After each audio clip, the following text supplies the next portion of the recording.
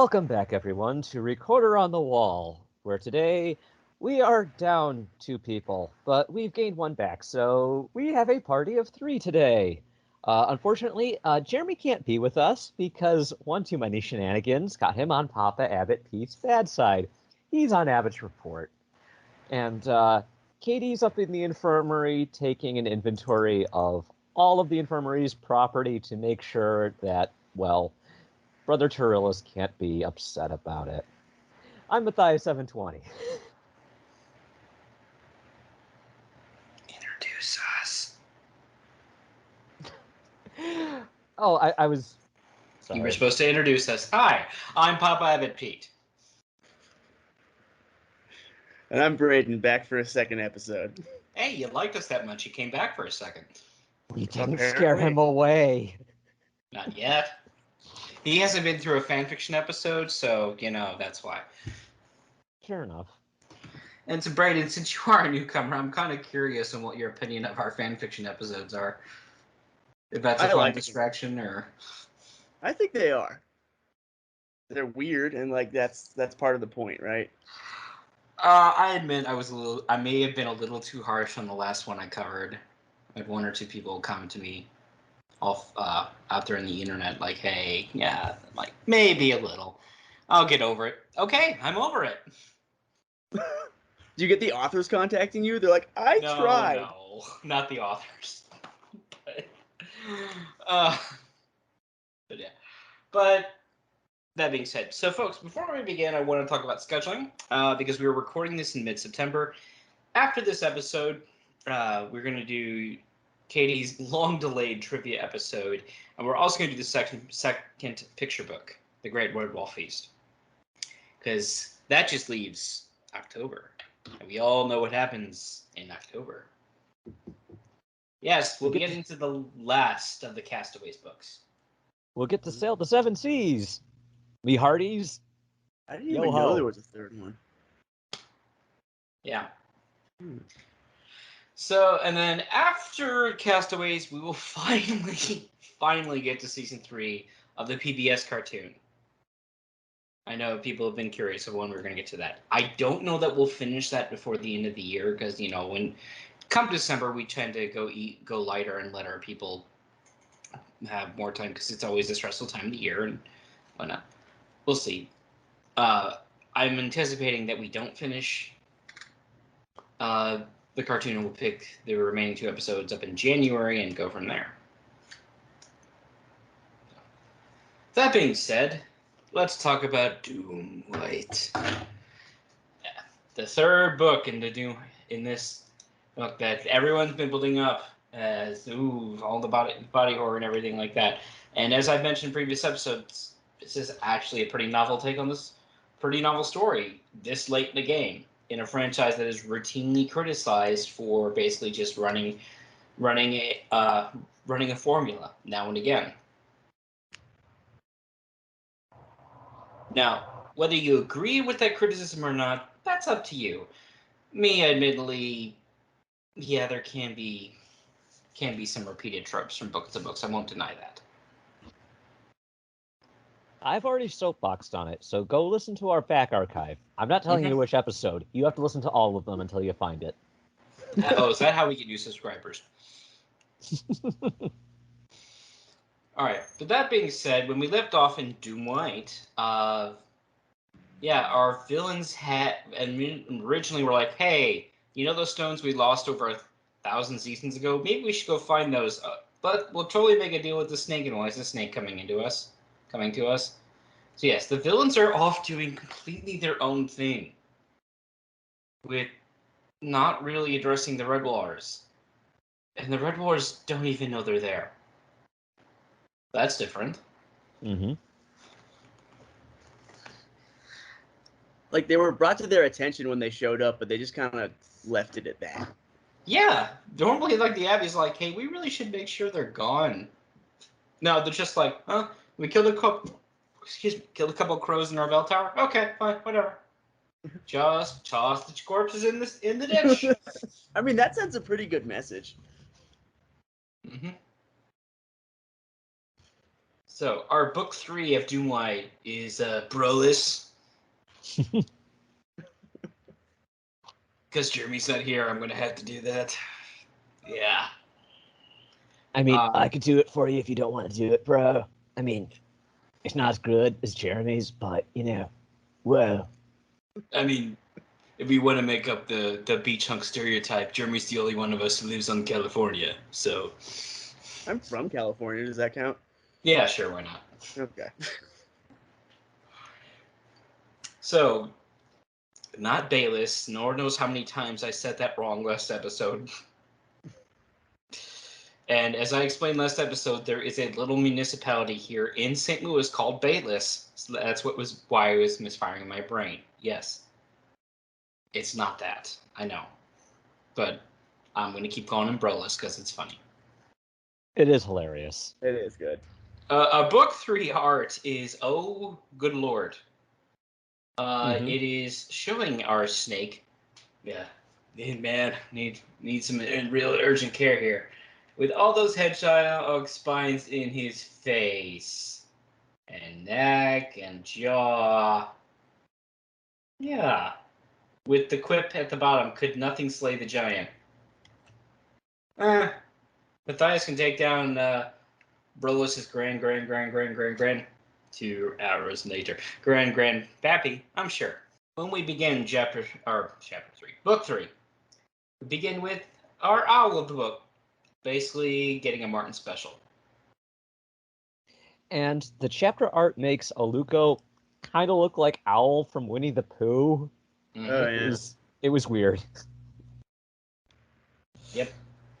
He looks very upset. Yeah, I mean, he had one job. To keep the jewels safe. He did not. Yes, he gets a Martin special and the Red Rollers fuss over him to his chagrin. So, and immediately they find the weapon that was he was hit with. It's a sandbag. I wonder who it could be. Red herring. Yeah. It's all goes who's like someone's trying to be framing someone else. Isn't that right, Tuggerbuster, who's rubbing his hands evilly? Oh, I'm sure he's completely innocent. But yes. The Red Rollers are like, we have a mystery here. Jinkies! CSI Mossflower. A new season coming next season to a campfire near you. Yeah! If it wasn't copyrighted, I would put the CSI, the theme song, yeah, in there. Yeah. Someone needs sunglasses. Well, looks like our owl just got sandbagged. Oh, no. But yes. And immediately the abbot's just like, wait a minute, we're not accusing anyone. Hey, calm down. But we do need to talk to your leaders, okay?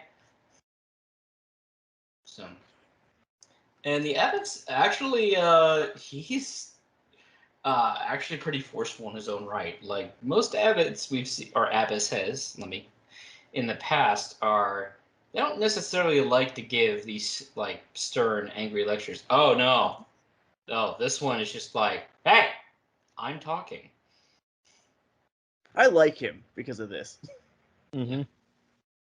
He knows how to turn He it won't put off. up with anything, and he's just kind of like, we need to get to the bottom of this. Don't jump to conclusions, but also don't ignore any of the facts that are staring us in the face. Also, he's very good at being like, I'm in charge. Mm-hmm. And admittedly, this looks pretty horrible for our two visiting groups to violate guest rules here. Old school hospitality laws. No, you're not supposed to steal from your host. Someone has. I also have to wonder here, the Gofflin leader named Pikehead, is that some sort of backdoor reference to Stormfin all the way back in Oscar? Oh, God. I don't know. It's kind of a stretch, but at the same time, it's just like viable enough, I could see it working. I'm sure there's somebody out there that would easily be able to work that into a fanfic somehow. I also noticed that the Goblins are obsessed with finding Gomp's room at Redwall. Yeah, good thing. Not like he had a house separate from the Abbey or anything. That Satan burned. Indians. Well, I'm sorry. What was that? Nothing. Not like it burned down or anything, you know. Mm-hmm. Yeah, since Indians burned, it's not even mentioned anymore. Well, you know how forgetful people are in Redwall. Extremely. Yes. Yeah. Oh yes, Gaunt's been dead for over 1,000 seasons, and our records, which have never been properly stored except for that one time, tell us exactly which room he was in. Follow me. Watch right after the epilogue of this book, they find Gomp's tomb using the jewels or something. Yeah. Oh, National Treasure style. Yes. Oh.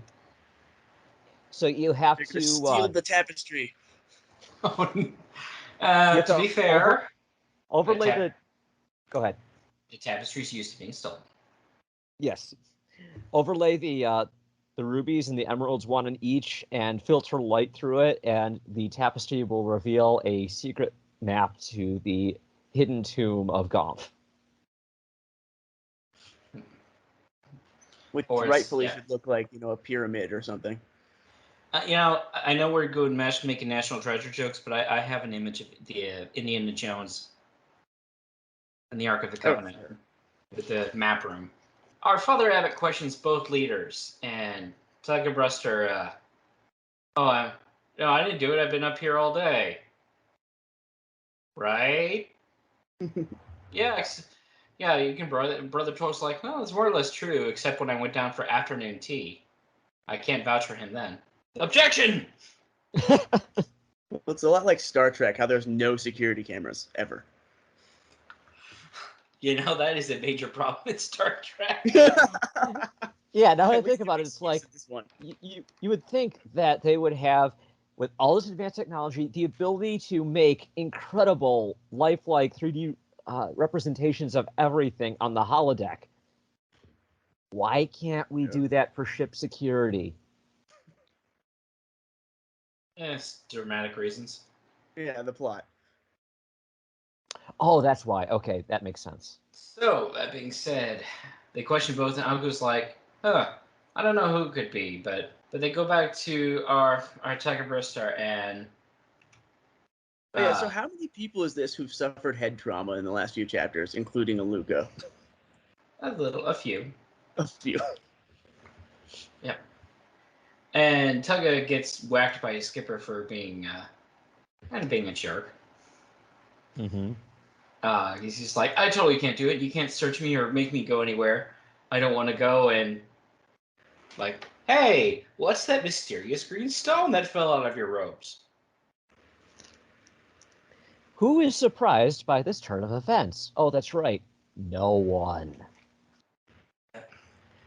And Ruster takes it well, and he's like, Gossam, help me out. We're going to teach these stupid Redlords a lesson before we leave. And he gives a shrewd war cry, and all of his shrews are just kind of, they fold their arms and are like, nah, we're good. They got better food than you. Yeah. Ooh. But no, the shrews to their word. What I caught was it's more like, hey, you violated hospitality laws, and that's kind of important. And yeah, you're a big old jerk, so yeah, get out. And he runs away, but not very far. No, Makes about as far as, just past the gate. into the ditch.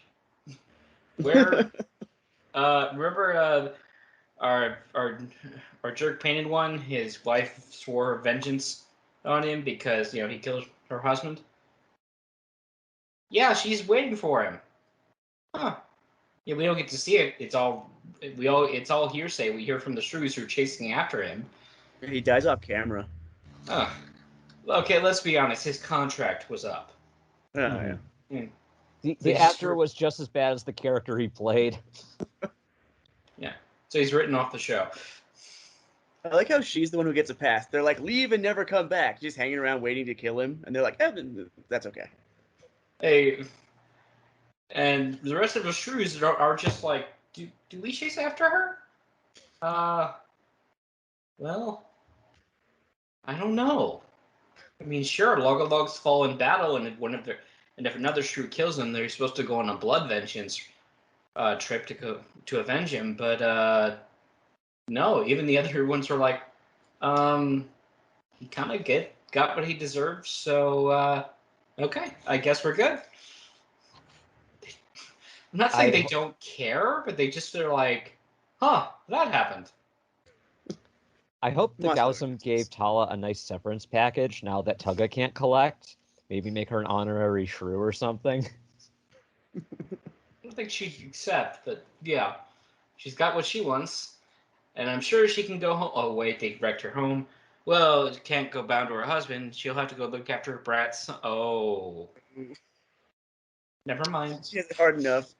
Well, I hear the ocean's lovely this time of year. Mm-hmm. Oh yeah.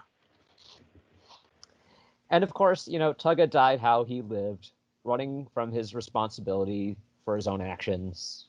No big deal. Yeah. I'm both disappointed and satisfied by his death. I really wanted a calling the old man out trope, but we have an Inigo Montoya moment here. Just because we could have seen it on camera. I think that would have been too good for him. He's a jerk. Nobody likes him. He doesn't deserve more screen time. That's fair. And then we're like, so apparently this Northern Gossan tribe is like, so hey, do you pick your leaders? No, we're gonna give it to the guy's son. Okay. We'll tell him later. Yeah. At least they like the son. Yeah, they do. Because apparently the son wasn't afraid to call his dad out before, so okay. And yeah. And then the Goffins are like, oh, is Walker gonna do it? Okay, cool. No hard feelings, right? Yeah, we're fine. That works. And literally, so we've been with chapter 29 focusing on the villains with our big old Corvus Skur, and he's just like, well, if it isn't the consequences of my actions. Now, so, all of the crows and the reptiles are crowding into his inner sanctum because Baliss is in the main cave, and they're just like, we don't want any of this. Right. Hey, was it wise to build only one exit and entrance to our major house here? Nah, I'm sure it'll be fine. This was not Vermin OSHA approved. No, there is no Vermin OSHA, only Vermin HR and Vermin Marketing. They don't care about safety, they care about results and appearances. HR is on the side of the vermin. So yeah, even Corvus is like, he realizes that he's a king without a throne right now because, sorry if you can hear that, my neighbor is riding his ATV around.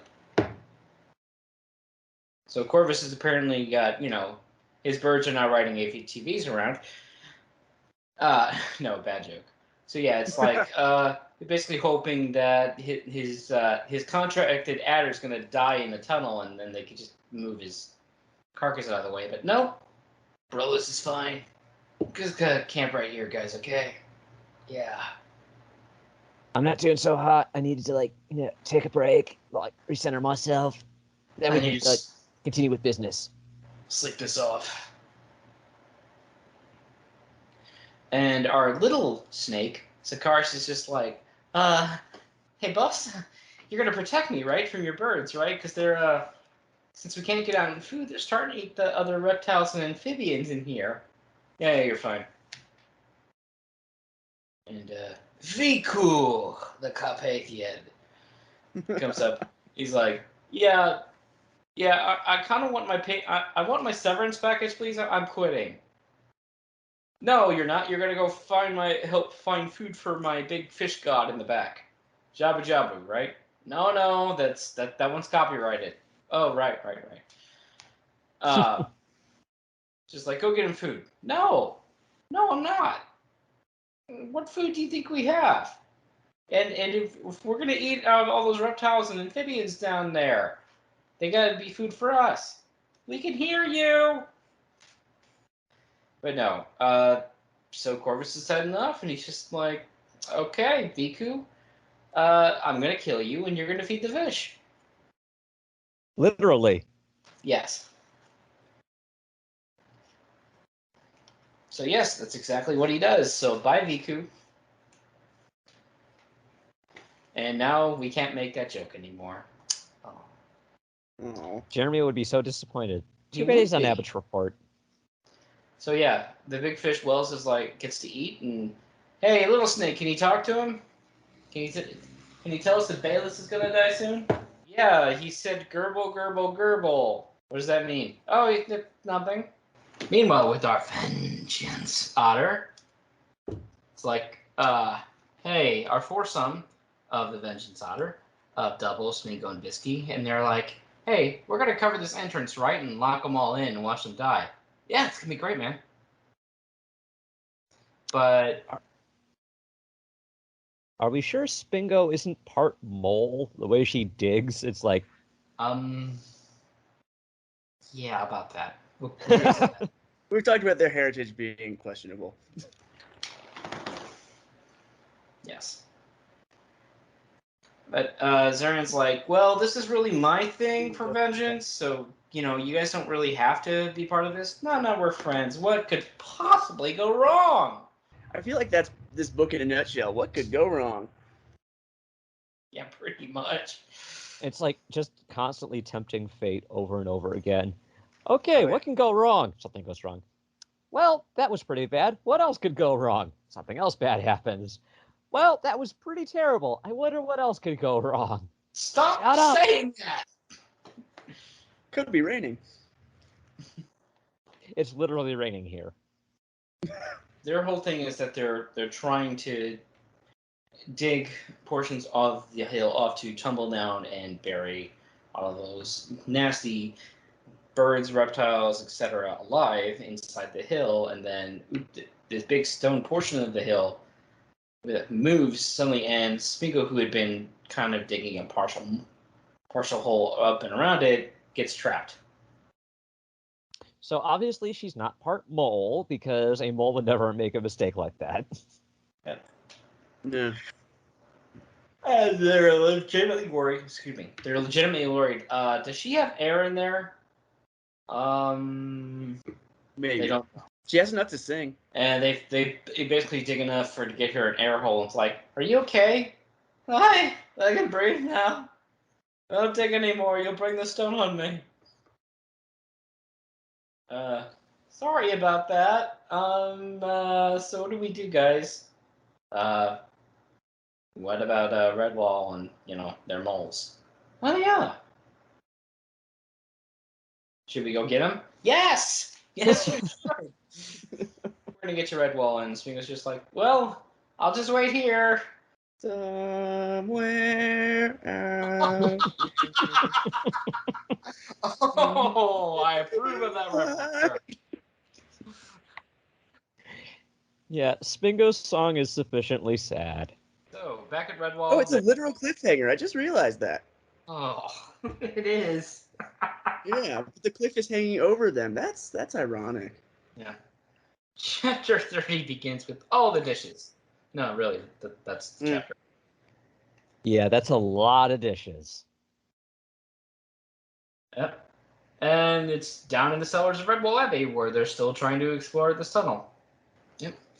They're checking the back of that big door that was locked, that had the jewel on the other side, that they never checked to see if there was anything else there. Why would you not check that after you got through the door? That's step one.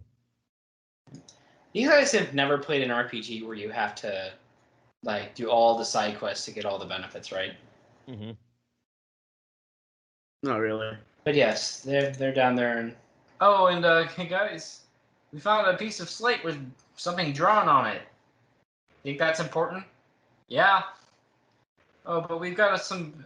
Literally, their red waters are called down. Hey, yeah, we've been at a real kerfuffle up here. The Isle was attacked. Tucker Ruster's dead and killed by a painted one. So, you guys hungry for dinner? Huh. Oh yeah, it's dinner time. Yeah, we'll come up. It's been a doozy of a day. It has. They find this slate, and it's like, oh, it's another Gonf riddle. Okay. Pete's favorite, riddles. Yeah. I don't mind riddles. You know I don't. I just want them No, to but be ever good since the whole Idigal rant, I can't resist. Sorry, you said something? I start at a goal and I start. I So. think it would be part of like Redwall education at this point. Riddle solving 101. Yeah. And are we gonna forget where Martin's tomb is again?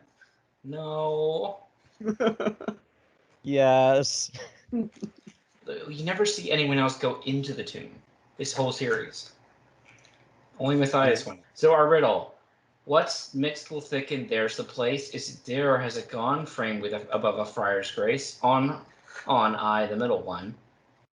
And where to seek a raven's eye? What is not sad yet makes one cry? What is a plum? With what is a plum at its middle? The Prince of Mouse Thieves set this riddle. It's not as easy as other riddles in the previous thing, but they realize, oh wait, this something to do with the kitchen.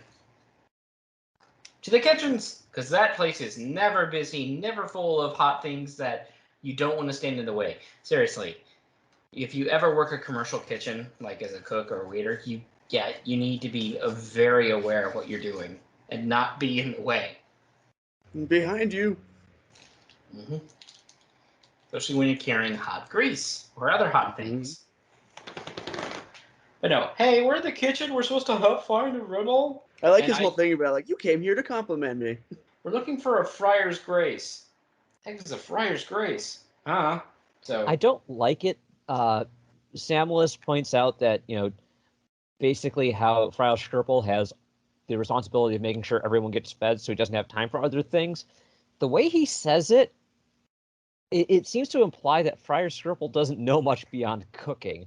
And that's going to come into play later. He certainly does. He knows a lot of stuff. Yep. And even a big abbey like this, they would have cooking shifts. Like, you'd have an early shift to cover breakfast and probably lunch. And you'd have a second shift to probably help out with lunch, if not just do dishes, and then cover dinner. Like, as early as a place like an abbey would get up, like you'd see cooks getting up at like 4 and 5 in the morning to start prepping everything. Cooking takes time. And they should be much angrier. And then they're like, hey, we should ask the abbot. Or Humphrey's like, hey, let's ask the abbot about it. And Sister Violet is full of snark. Young Humphrey isn't as slow as he looks. Wow. They're kind of mean to him. Yeah. Yeah, they are. I don't think it's here. I think I have it later where they're like, well, maybe it's because you don't know how to read. Hey, that's hurtful. Yeah. But yes, our abbot has apparently been doing research into the time of Red Ron Goff, and they find out, hey, another name drop to a character out of Mossflower. Right.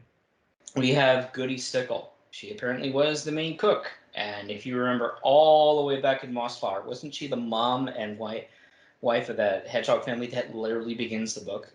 Oh, yeah. And look, I know pottery holds up better than books, given material differences and all that, but it stands to reason. A book that's sitting disused on a shelf will suffer less degradation than a piece of pottery that serves a continuous functional purpose. I don't think it matters how good Goody Stickle was at making pottery. There's little reason to believe that so much of her earthenware has survived to this point when look at all the books that it's just like, oh, this book barely survived. This one's barely legible. This one isn't even around anymore. I mean, when you consider, like, when you go to the history museum of some kind, and they'll have cooking wares of one culture or another that are literally 1,000 years old, that's fine. But consider the numbers of what they have versus the literal 1,000 or 2,000 or however many more that they would have had to have just for daily operations. And this is the only portion that survived. Usually underground in graves or tombs, if not otherwise undisturbed.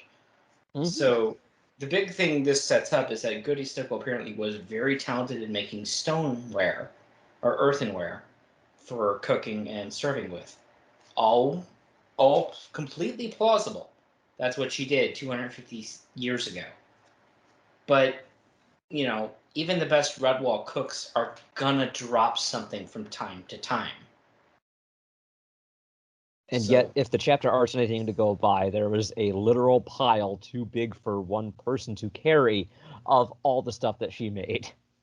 Unless she's making it out of granite.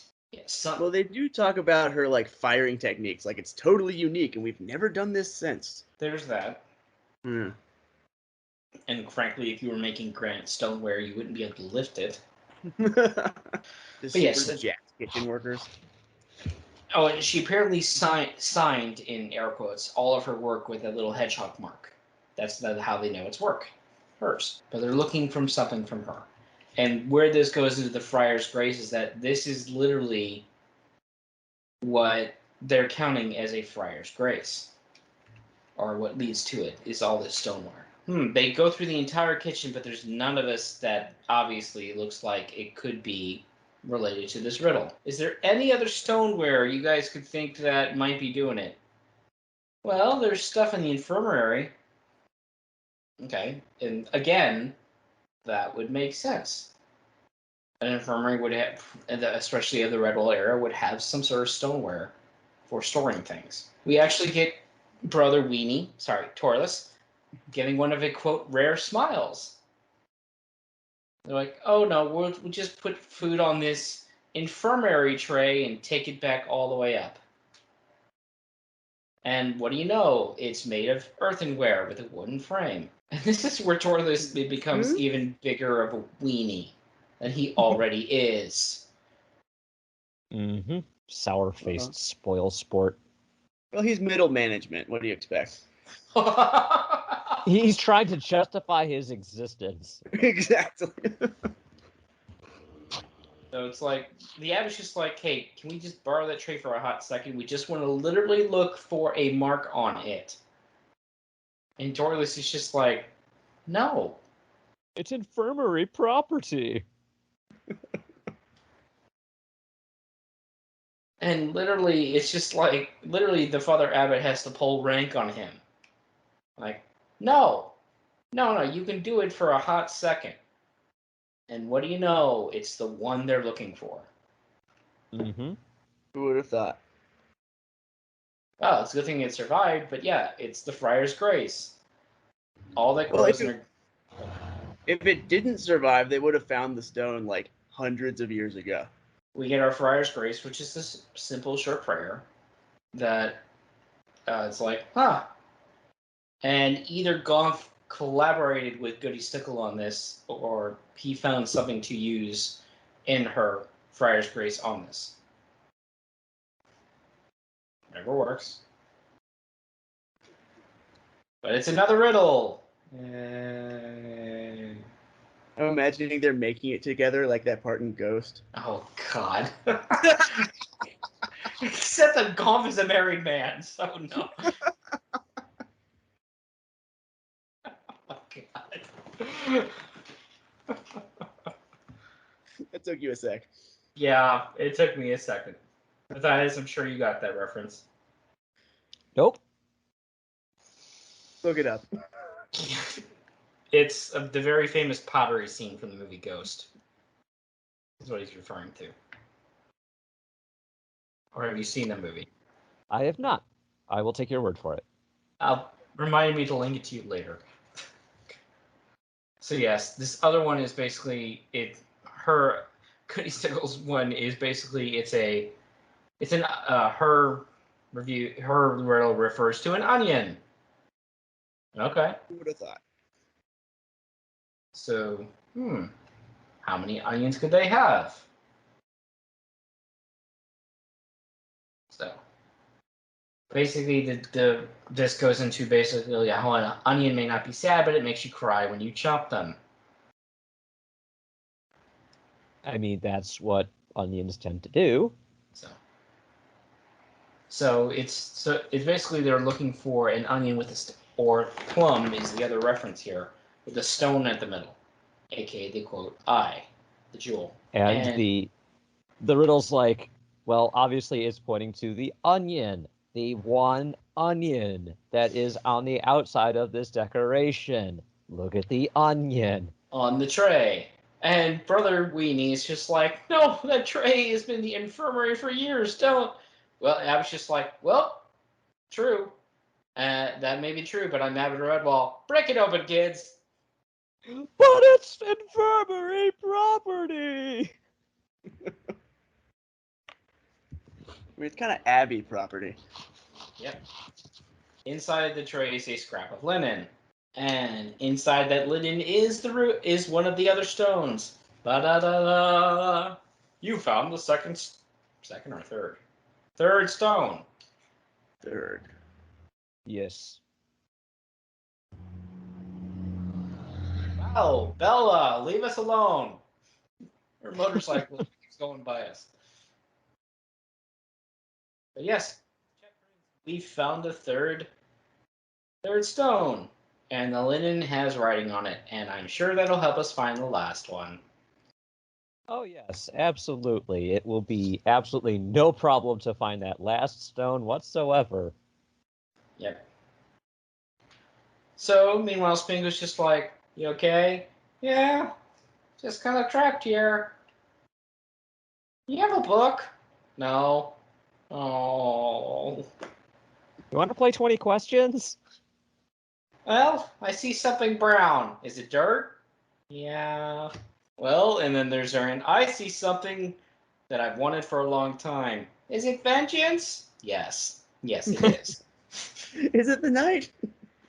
Yes. Yes, it is. Is it Bat Otter? Who told you my secret identity? I've never seen you in the same room.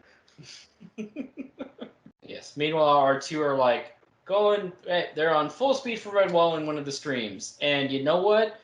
There's actually some conventional wisdom here. I've been on more than a few Missouri float trips, which for the uninitiated is you rent a canoe, you don't already own one, or kayak or raft, and you go down one of the smaller rivers in the state. Yeah, no one's going to go down the Missouri or Mississippi unless you want to die in a canoe. The current is that strong, and yeah, it's big, thick rivers. But on the little ones, yes, you do have to have, if you have more than one person paddling, you do have to work as a team. Now, what they're portraying here, it's basically saying it's hard, like it's supposed to be harder than it actually is. But no, you do have to have some coordination. The idea is when if you're in a two-person canoe, the back person is the one driving, basically giving them the oomph to the motion, and then the majority of the turn, and then the front person basically does subtle corrections, like if the back paddler goes overzealous to one direction or another. Plus, the front person can actually call out if there's I don't know, trees or other debris that you need to avoid. There you go.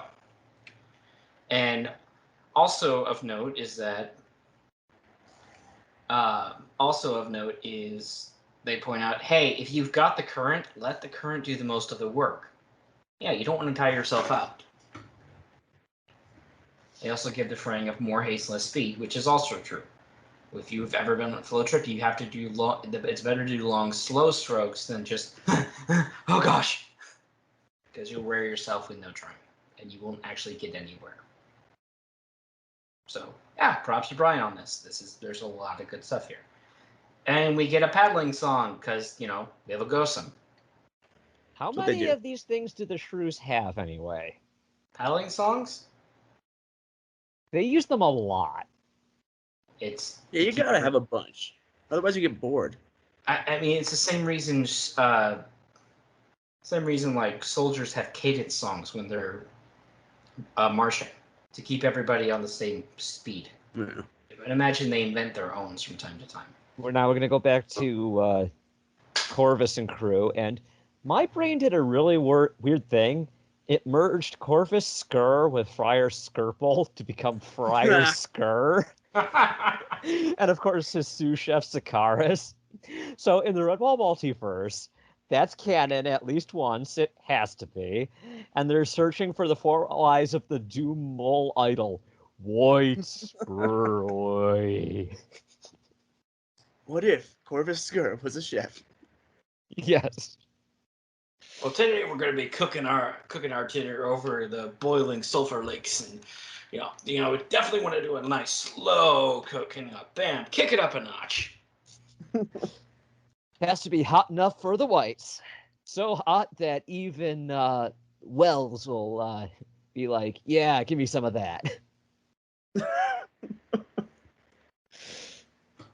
He'll eat anything. And we get more evidence of the birds in this society are terrifying and terrible people, because they don't even care that they're killing off all their reptile and amphibian allies. It's just, hey, they're hungry. Oh, is this a dark book in the series? Yeah. Oh. I hadn't realized. Holy crap. Yeah. And, yeah. It knows how the reptiles and amphibians don't realize that, if we band together, we might be able to overcome them. But...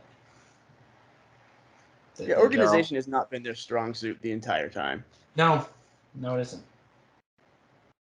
And we already get our next Grima Worm. I'm sorry. Replacement for Viku. Just minion in chief. Got it. So, yeah. And Sakaris is just like, if I get in the chief's bad side, I'm going to get eaten by his birds. So I should probably tell him what he wants to hear.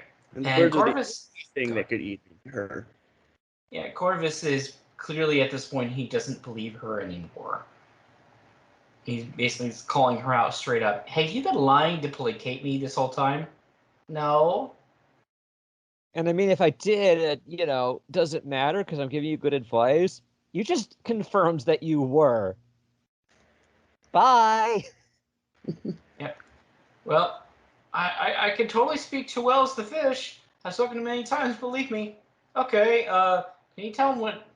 Can you speak to him from right now? Sure. What do you want me to do? Tell him it's dinner. Kick.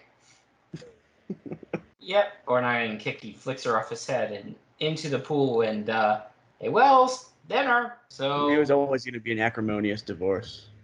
Yeah. Bye, Grima Wormtongue. I already made that joke. Meanwhile, Brillis is like, oh man, that nap did not help at all. I need some cool, numbing water. I'm sure I'll find some here in this immensely human, hot cave. Right? Yeah. But we won't know until next time, because now it's chapter 32.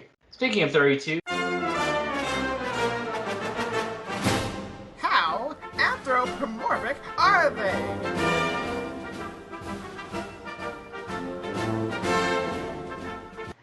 Yeah, how anthropomorphic are they? Well, most of the art here in this entire last section, with the exception of the snake, pretty anthropomorphic, but you can't really anthropomorphize a snake.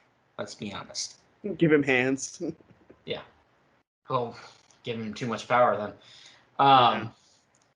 That being said, we're told that there are reptiles in the bad guy forces, but we don't know, if they're on 4 legs or 2, or they're wearing clothes, or whatever.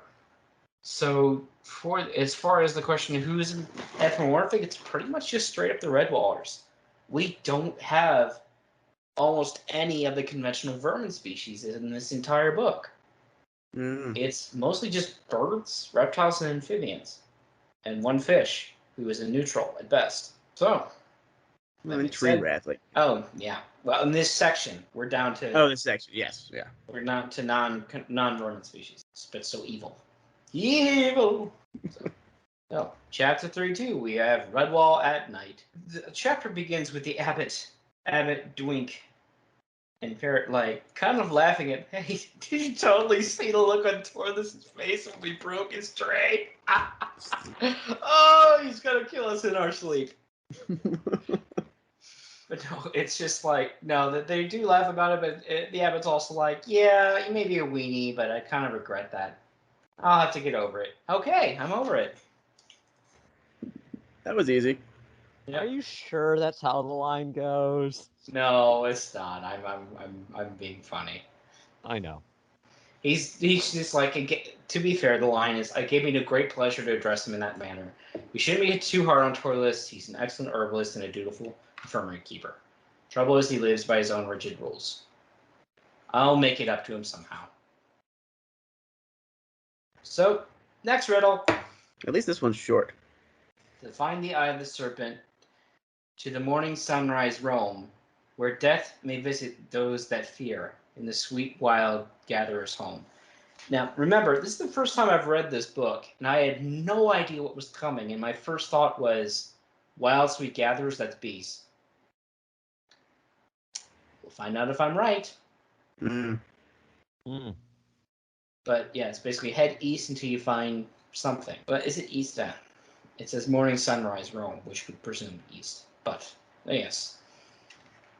And then Abbott is still like, yeah, we're not going to pull a Tansy again, so you're not going out by yourself. I'm sending Skipper and Formal with you. Yeah, the way he describes it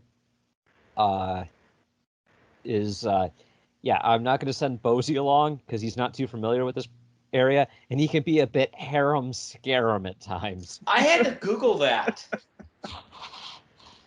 And all I could think of was, oh no, don't bring that up. Here we Ever. go. I can hear Jeremy's rant even if he isn't here right now. Yeah, Jeremy would scream like Kirk in Star Trek 2. Scare him! Yeah, he does not believe the needs of the many outweigh the needs of the few.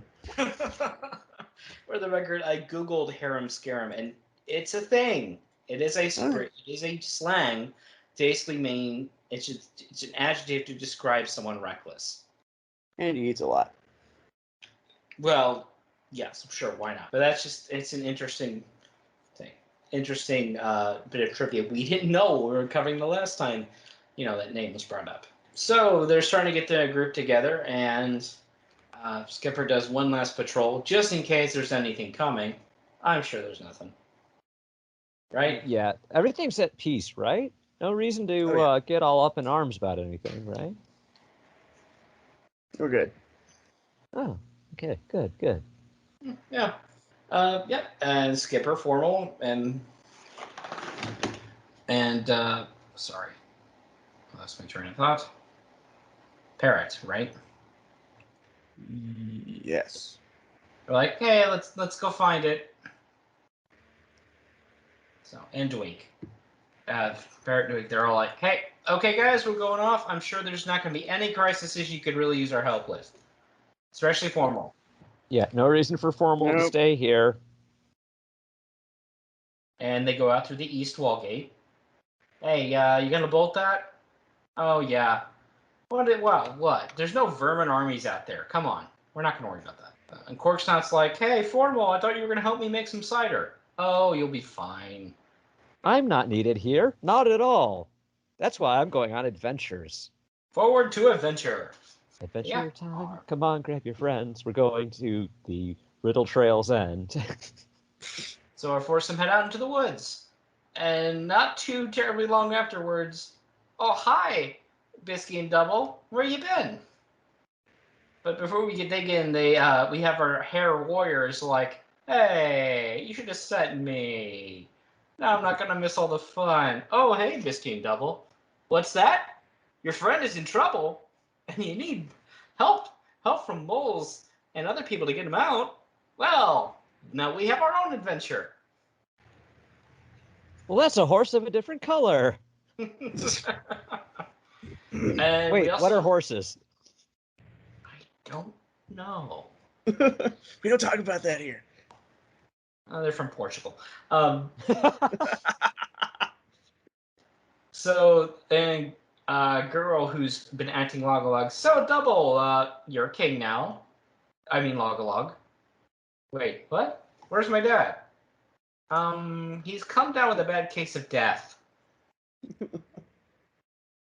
I'll tell you later. Yeah, we'll tell you later. Wait, my dad's dead? How do I feel about that? Well, I'll deal with my feelings later.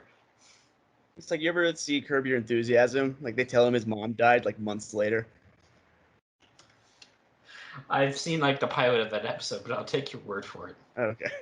Yeah. So they grab a team of moles, some shrews, and Bosdy goes out with them.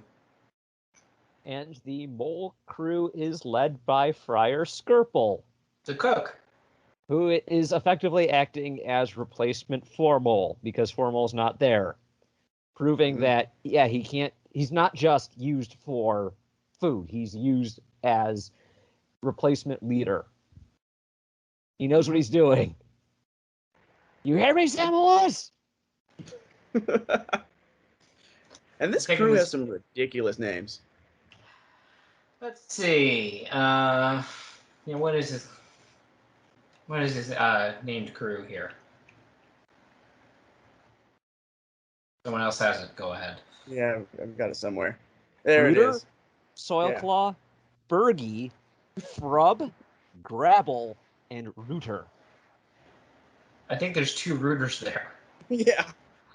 There is! So It's Rooter and like Rutter, but I mean, when a mole says it, it's going to sound the exact same thing. Oh, yeah. Which one did you mean? Both of you. Oh. Okay. And 2 of them have like functional names, and the rest just don't mean anything. They're nonsense. I mean, we normally make fun of vermin names, but wow. Okay, then. And, of course, we have the Marx brother. I'm sorry, not the Marx brothers. But the Gofflins, who named everybody in Indian O, as Jeremy was so chagrined about it. Duggo, Frago, Bumbo, Tungo, Flago, and Gobbo. Oh, and the new guy, Zeppo. No, I'm not giving that joke up.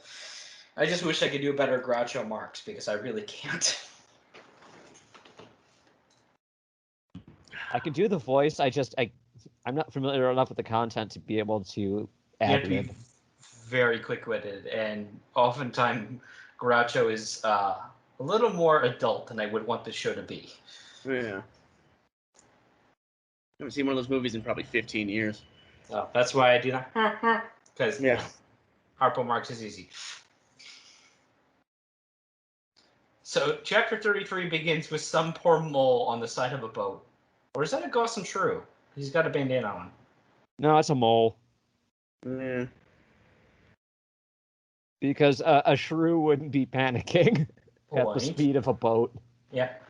And Spingo's still just like, still here. Is Aaron, you still out there? Yeah. Will you play 20 questions again? Well, considering that you've only done dirt and large rock and darkness, I don't think there's anything else that you can see. Oh, I'm just going to take a nap. Okay. Aaron, admittedly, though, she is actually being very diligent. She obviously feels guilty of this, that she didn't want these kids involved in her mission of vengeance. But at the same time, they did it willingly, so she's kind of beating herself up for no reason. Or maybe not so much no reason, but the wrong reason. Yeah. I mean, the Otter is genuinely worried because if she tries to dig her out, they're worried they could smother Spingo in the dirt. So that's fair. And so the shrews are doing 4 paddlers to each craft as they get with the Gofflins and moles amidships, and the moles are not taking it well. When have moles ever taken being on watercraft well? There's been a couple that have dealt with it just fine. Denny, right?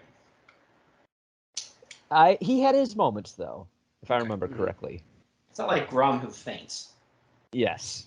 But yeah, the short is like, yeah, we're quicking, and even the Goblins were like, hey, Gossamer were like, well, that's the quickest way, and Goblins were like, no, we actually live out here. That's the quickest way. Oh, okay. And so Double takes like, so what happened to my dad? Oh, yeah, him.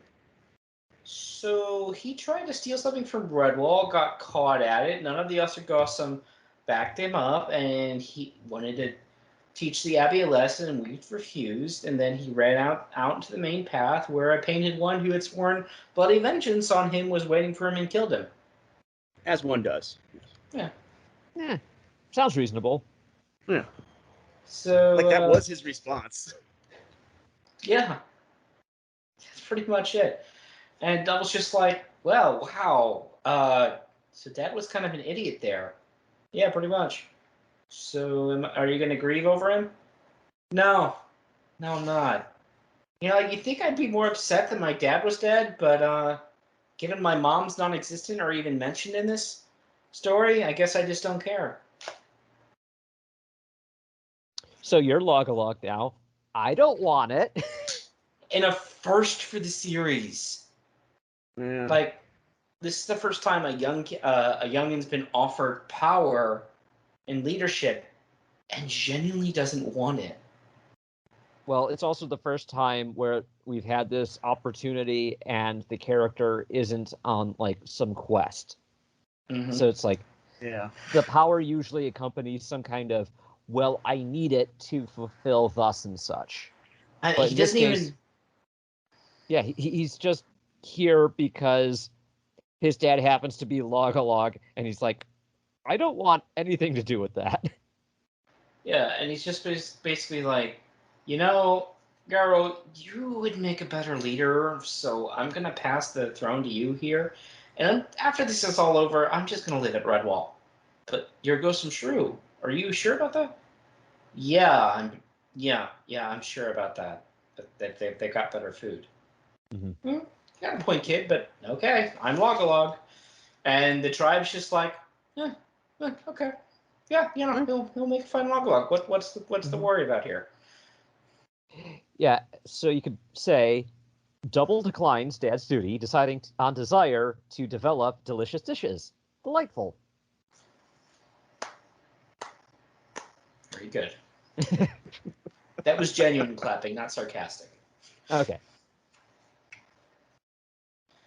So yeah, and we get another shrew paddling song.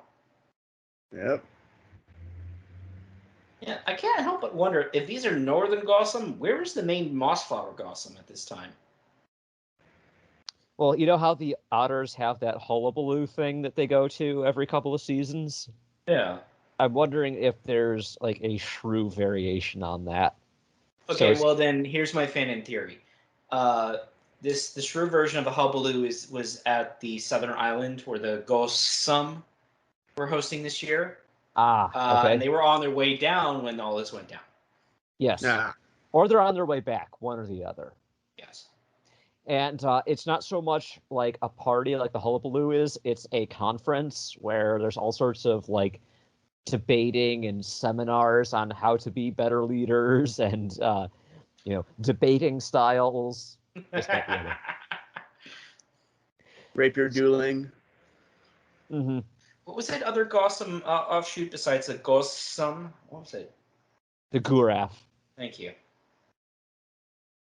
Yeah, they're probably there too. The only reason these Northern Galsum didn't go is because Tugabruster doesn't play well with others, so they left his invitation behind intentionally.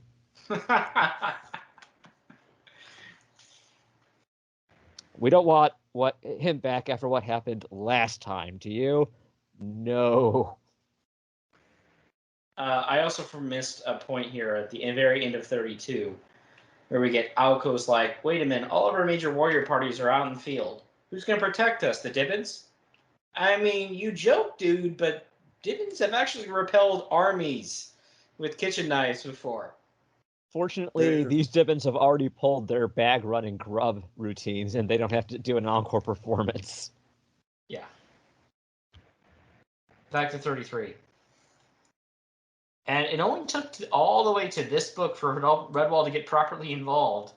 And that's literally because, A, they're trying to find a gemstone, and two, because one one of the people who are a guest under their roof is essentially trapped in a hole. Okay. I mean, whatever it takes. And the moles are suffering for. They literally have. They're like, they're face down in the boat, like, I wish I'd never left the Abbey, and I'll never leave land again. I feel bad for the moles. Yeah, I do too. You should. So, chapter 34, his art is kind of a close-up of bees. Gee, I wonder if the riddle referred to in the last chapter is going to refer to bees somehow. What do you think, Admiral Akbar? Not the bees! Okay, you get 2 references to that movie. That was 1. Save the other one for later. You know that was the only one I wanted to make. Save the other one for the other point. Well, you'll know the point. Probably. Yeah.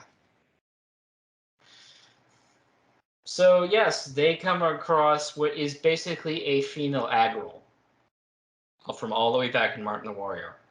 Mm-hmm. Except much, much meaner. Considering Agrill would have killed Martin and Capardi, had Boulder not been there, that's saying something. I can't wait to see him in the cartoon and how they cover that, frankly. Okay. That's reassuring. So yes, they're figuring like, hey, there's bees all around. I got stung by one. I did too. Wait, that doesn't look like a bee stinger. What is this? What is that giggling of insane giggling I hear from the trees? Bees, of course. Oh, yes. Sorry. And yes, and even Skipper at this point, he's like, hey guys, I'm going to check out that insane giggling in the trees. Sorry, I'll be right back. And finally, we hear this hedgehog. How does the audiobook pronounce this? Blood Apis. Okay. Because when I was first reading this, it was just like, Blood Apis. Wow, you're like one of those edgy 12-year-olds on the internet. XX Blood Apis XX. Yes. But Blood Apis makes more sense. And I have no idea why, but Blood Apis is the one character in this book that, even though I haven't read it in like over a decade, I could not forget. And I think it has something to do with the audiobook version. The actress gives such a memorable performance. I think it's the way she pronounces the verbal tics of UC at the end of each line as UZ, which makes sense given that she's associated with bees, so there'd be more of like a buzz to her voice. I don't know if that's clever or stupid. Why not both? Skipper finds her, and Skipper in himself is terrifying. He's just not having this. No, this crazy hedgehog lady is not going to threaten and harm his people. So, and he basically captures pretty quick, ties her up with the sling, and leads her back to the main group with his pointy end of his javelin. And yeah, he terrifies her into submission. And even when she's tied up, she basically is like, "Hey, can you listen this collar and bonds on me?" And Parrot's just like, "Okay," and formal yanks him back before she basically snaps at him. "Foolish ones, you'll be dead." She just reminds me of like the crazy cat lady out of The Simpsons, frankly. Oh, totally. Stream Dog, I am Blood Apis, queen of the wild sweet gatherers. You will die at the death of 1,000 stings. It's like, wild sweet gatherers. That's conveniently in our riddle. Hey, what are those? Oh, bees. Well, that's convenient. So, yep. Yeah, and even though he captured, he also basically threatens her with death. Skipper, I mean, threatens her with death. Like, see, You're not the only one who can threaten someone and use my javelin, and I'm gonna poke you till you die. I'll be good now. And even everyone in the party's just like, wow, where did all that rage from Skipper come from? He's like their He was version of Jack Bauer. I was actually thinking more like he was doing a really good impression of Arula, No, sure. just with fewer maggoty apples. And she's like, Mercy, you can totally trust me. Let me just lead you back to my home and give you food. Hey guys, this sounds really familiar for some reason. I'm sure it's not important. It's not weird at all. Yeah. She takes him back home and she claims that, oh, you're with me because I'm the queen, and the queen and the bumblebees don't attack their queen, and none of you gets to make a Jupiter ascending joke. I paid way too much to see that crappy movie. I'm still mad.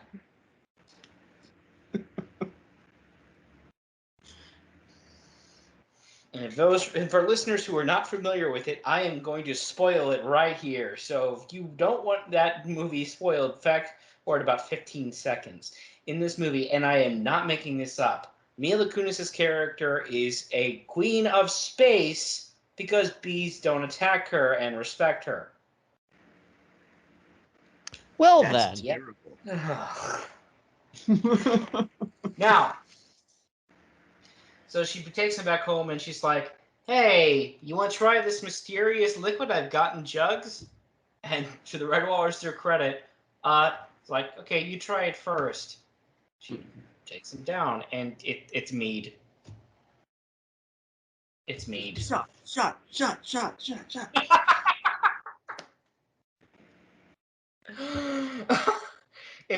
By the way, if you've never had mead, and it's pretty uncommon, you have to go basically to those big liquor stores that have everything under the sun to find it, or you brew it yourself.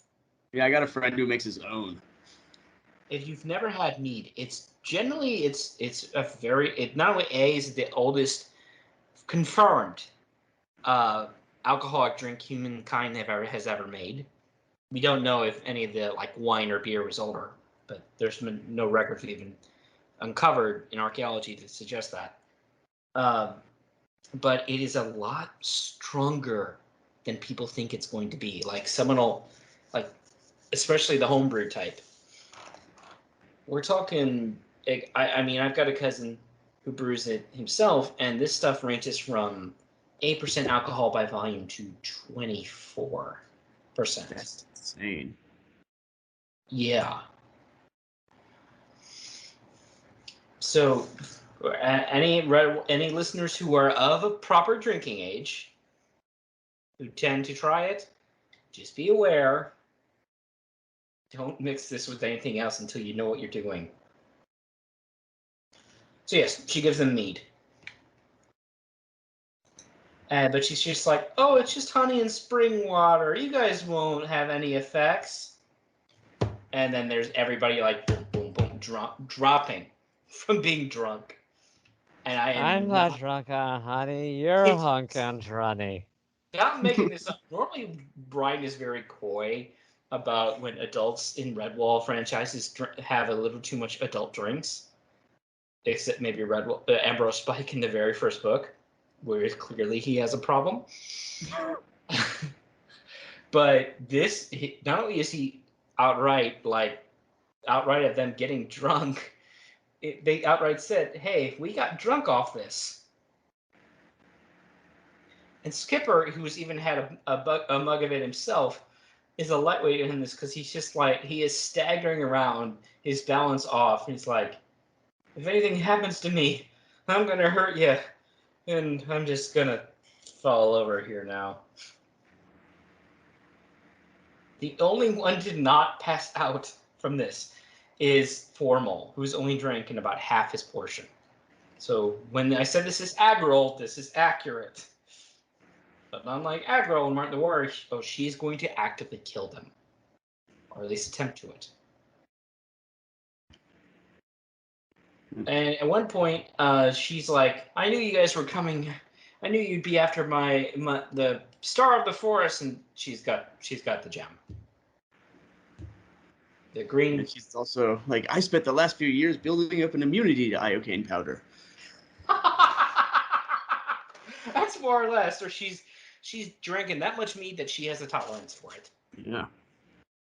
Not only that, she points out that she lives off of it. That is like the only thing that she drinks. And at one point early on when they first meet her, it's just like her mouth is full of terrible teeth. I would imagine so if that's literally the only thing that you consume. And she also says that she brews her own wares, which makes sense. But she's like, oh yeah, it's honey and spring water, and if you close it up, it'll ferment and get stronger the longer it goes. And I gave you guys all my 10 season mead. Now, it's more than just honey and water. You do need a yeast or another agent to cause fermentation, but that is the core ingredients of mead. Right there. It's actually a very simple drink compared to like most other conventional boozes. So she's just like, she literally, and she's strong for an old lady, I'll give her that. She drags pretty much everybody right to the river and is like, I'm going to kill all you. And because Formal's the only one conscious, she's like, you see this reed tube I've got here? I've got a special liquid here that's the juice of wood ants. They're the enemies of bees. And if I splash you guys with this, you'll be attacked and stung to death. And why are you rushing me? Formal pretends that he's just drunk off his rocker, but the threat against his friends basically shakes it off of him, and he keeps pretending that he's just completely wasted and manages to get close enough. And that vial, very smashable. Yep. Yep. And he basically gets her to drop it on herself. Well, getting a few drops on him, but the rest of it is all over her. And he immediately rushes into the stream because he knows what's about to happen. Not the bees! You make your Wicker Man joke. Thank you. Not the bees! Oh, they're in my eyes. And by Apis, we hardly knew ye. Yeah, she was basically the hermit version of Tug Up Ruster, so no one is exactly mourning her death. No. And literally, like, every bee in the entire Mossflower word just descends on her in one moment. And Formal's like, it belongs in a museum! And Formal, to his credit, is basically staying underneath the water when he services. He's just like, hey, guys, get up, ow, ow, and dives back under. And even the bees hovering for him, waiting for him up. Skipper's like, and you can imagine everyone getting up's like, oh god, my head. I'm never doing that again. What's going on? Hey, is that the bad guy? Well, it was. See, I get what you're saying about calling her a bad guy, but like, are they really the good guys in this chapter? They kind of showed up, like, ruined everything, killed her, and took her stuff. Like, that's what it feels like to me. I wouldn't say they're completely innocent here. Because, yeah, they are walking right onto her land, not knowing it's her land. But yeah, fair enough. They also do tie her up and threaten her with a javelin. And, But on the other hand, they weren't doing it intentionally because they didn't know where they were going. They didn't realize she had it and how possessive she was of it. And she made no attempt to act in a rational and easily communicable manner to be like, yeah, let's just talk this out. No, it's like, you're on my land. I'm going to kill you now. She's basically the Fuzzy Lumpkins of the Redwall universe. And for those of you who don't reference, I'm noting, watch the original Powerpuff Girls. Oh, wow. One villain, his whole thing is get off my property. So yes, she's been stung very much to death. And the rest of the Red Warriors are like, "Hey, the bees are still kind of agitated. What do we do?" And Dwyne's just like, "I've got an idea." Runs in, grabs a thing of meat, and pours it on the ground, and tells everyone to back off. And well, it's more than one; they get 4 of them. And the bees are just like, because bees will do this. If they smell a nectar-based thing or honey-based thing, yeah, they're gonna sniff it out. All the bees go for the spilled meat on the ground, and then the bees get drunk. I mean, that makes sense, that there's considerable alcohol in that honey. And they even mentioned, like, are the bees going to do anything to us? No, no, no, watch this. And they flick, one of them flicks Dwayne flicks a bee with the tip of his crutch, and the insect's just like, listen, you, when I get up, I'm totally going to sting you. Well, Yeah, strong stuff. It is. And honestly, in what little time has passed, all those who passed out from the mead are probably still a little drunk. There's no way their bodies have purged that much alcohol yet. Yeah, this was like 20 minutes. Yeah, they'd still all be very drunk at this point. Yeah. Oh, and like, hey, so what do we do with the crazy hedgehog lady who tried to kill us? Just put her inside of her house. Put her in the ditch. Yeah, they're like, well, we found the last stone. Found a stone. There's So let's definitely head a back lot to of Rebel. unintended consequences to finding these things. 35 begins with a picture of poor Springo caught in her little hole. She's trapped literally between a rock and a hard place. It's so sad. She looks utterly defeated on the verge of giving up. It's like, oh, it's a Red Bull book. You'll be fine. Fair enough. But if it's the first time you've ever read a Redwall book, it's like, man, this is dark. Yep. So Zaren's still holding vigil. They're gonna be here soon. Springo, just wait a little longer. Oh God, I got this girl killed. And Springo's immediately, she's only half conscious, basically hallucinating. And Zaren's like, hey, you're still alive down there, right? And there's Whiskey and Double with friends. I can't get her to answer me. And your dad's here. Can you? Oh, and they realize, yes, she's alive. So, okay, so let the moles take over. They'll get her out. Our moles are like, okay, we're gonna come at her at 2 different sides, so we don't dislodge the giant stone. That's probably, could crush her if we do this right. And so everyone needs it. Everyone who's not involved with this, stay out of our way, so you don't dislodge us, because less people involved, the better. They also. I keep having this sneaking suspicion that something's going to go wrong, because this is a Redwall book. Any operation of this magnitude has to have something go wrong. Pretty much. So the moles also have the sense to, like, hey, we're going to tie belaying ropes around us, securing the trees that aren't on the section that are fall down. And Spiko gets wakened from her semi-consciousness by Hey Mole's like, hey, it's all right, we've got you, right? And the second mole comes in from the other direction. Yeah, she's suffering. I'll be okay. We'll get you just out. But that big old rock slab that's been trapping her starts shuddering, and we all know what's about to happen next. Yeah. And Skirple digs furiously, pulling himself from the rope from the left, and it's like, get her out!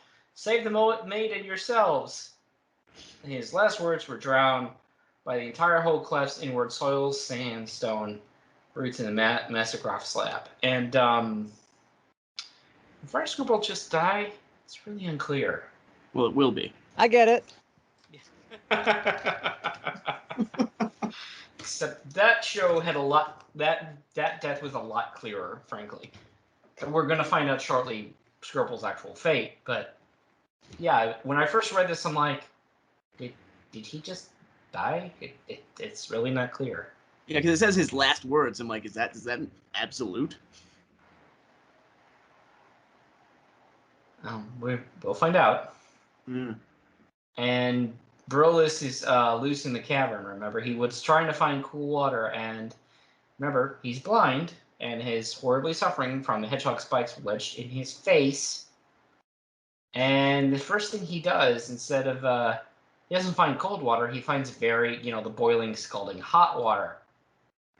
Baliss hurt itself in his confusion. Pretty much. Freaking Zubats! So not only is he suffering from these infected wounds of the hedgehog spikes, he's just plunged his head into hot water that has now scalded him. Ugh. Yeah. See why Like, you guys nothing's said this gone one is well for him. freaking body horror. Yep. Baliss continues on. Oh man, let's let me find some cold water. Maybe there's some in this direction. And oh yeah, found some cold water. And hey man, what's that fish sound? Oh god. And yeah, the catfish glows, and Baliss are now fighting. So taking all bets, guys. Taking all bets. Although you don't know what crows would wager with. But yeah, I honestly thought this would be a scenario where they would kill each other. Yeah. But I'm wrong. Mm-hmm. No. Oh no. Baliss wins, man. Poisoned the fish and squished him, constricted him to death. I may be in horrible pain, but I ain't gonna go out like a punk like that. I mean, if you recall the undertext from the beginning of book 3, could nothing slay the giant? Mm. And while this is happening, that's when the Red Wallers are doing their thing, and oops, and then the roof caves in. So, our hair warrior, Claddy, like, get clear. We gotta go save our people. So, and Nako, I feel so bad for him because he's just like, he knew where his daughter was. We're gonna get her out, and oh god, they get up there. Bose gets to the rope, and they look down, and they realize that they can't really do it from the top. They have to go through the entrance tunnel that the snake went in. That is now clear, and the birds have realized this too. So we find out. Go ahead. This can only end badly for at least one of them.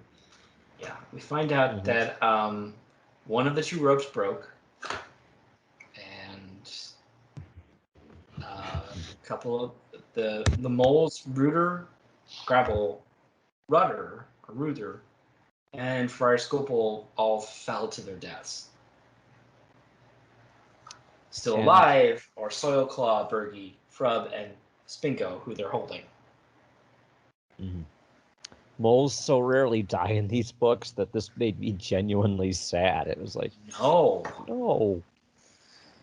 Yeah, and also everyone else has like been through the adventure and has plot armor, and these guys just die the first time they leave. It's like, oh, bummer. I mean, to borrow Jeremy's favorite reference, these guys were red shirts. Yeah. Mm-hmm. So yeah. And Nako, who I feel so bad for him, he's literally watching his daughter dangle from the other rope. She's passed out and she's being held. They're like, what do we do? We gotta get him out.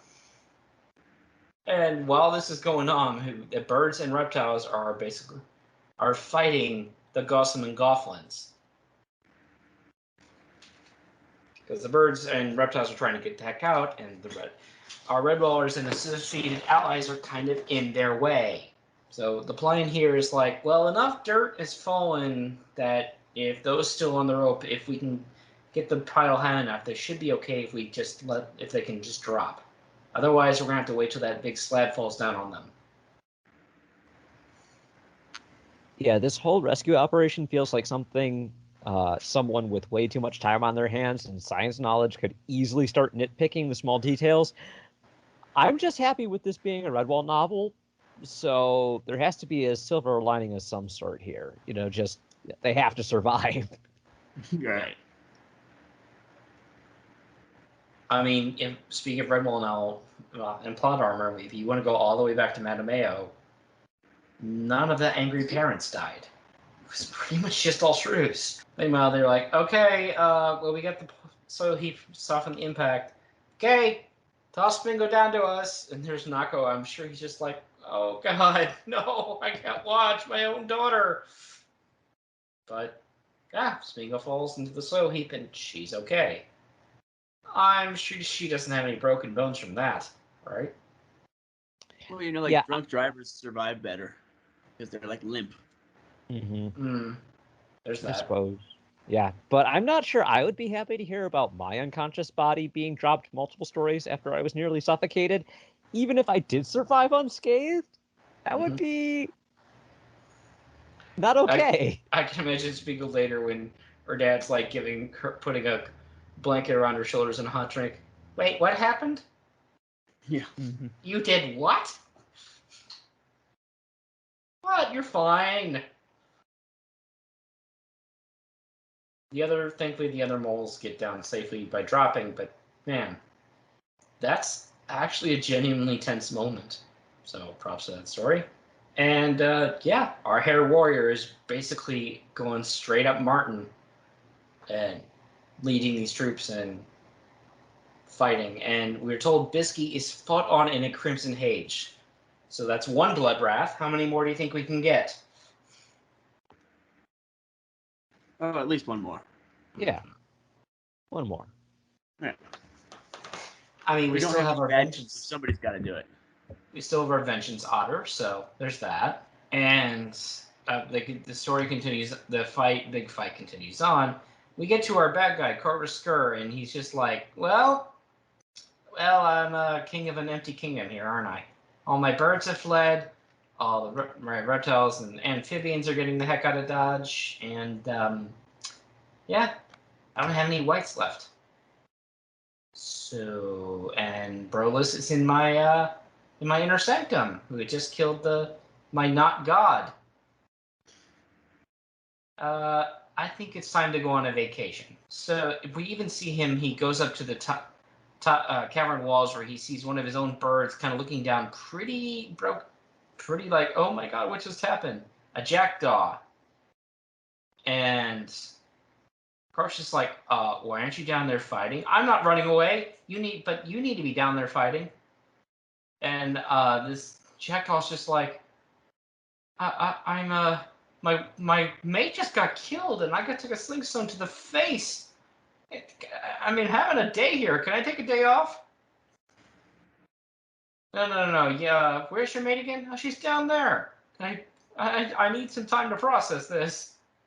Join your mate, fool, and he literally kicks the jackdaw off the perch. Down to the bottom, and that jackdaw's dead. And he's just like every other villainous leader, backstabbing at the first sign of desperation. This is the only time we're gonna get like that last minute craziness that most of the villains get, and even then, he's not showing a lot of it. Well, he had to do it at some point, Yeah. So, and then speaking of Bloodwrath, we have our hair warrior who gets knocked prone at one point, and one of the birds, quote, draws a furrow across the hare's head, piercing his right ear. Bows roared in pain, and he straights up, his eyes clouded red in a berserk rage. So, he really is Martin's chosen. Mm-hmm. We have Bloodwrath number 2. Bonnie Bloodwrath Bosey felt spatties, breaking beaks and backs, bringing bruises, and being a berserker. Brash. It even says, I'll make you rue the day you broke your eggshells. Yes. I like that line. Yep. And his anger is enough that it breaks the morale of the birds, and they get the heck out of Dodge. They've had a really bad day so far. They have. I mean, we're trapped inside Like, their we don't want house. to deal with this. Sorry, They were what? trapped inside their house by the giant snake. Their leader had gone. Well, not nuts, was kind of being a jerk and fed one of their own to the fish. And then his snake buddy got fed to the fish, and now the fish is dead. Yeah, it's been a heck of a day. They're done. Yeah. Another time. Meanwhile, I have vengeance. Corvus is just like, well, I'm still gonna get the heck out of here. And he's like, yeah, it's time to leave. The snake is now in the field. He's chasing my magpies. So, yeah. I think I'm gonna go to it. Oh God, what is that black otter? And Zara doesn't even know it's the chief one. She just sees a white because, glowing phosphorus compounds of Corvus's Corvus's wings. It's like, finally, my time has come. And Zarin felt the big ravens grip her as she slashed out and thrust into the Doomwyte's plumage. Yeah. Yeah, I thought this was going to be one of those mutual things that they have every so often. I hate you. I hate you more. Yeah. But no, she just straight up one-shots our big bad. Yep. And my family can rest easily now. Okay, you know what? This isn't Bad Otter. This is Drax out of Guardians of the Galaxy. Oh, yeah. She stood perfectly still and they didn't see her.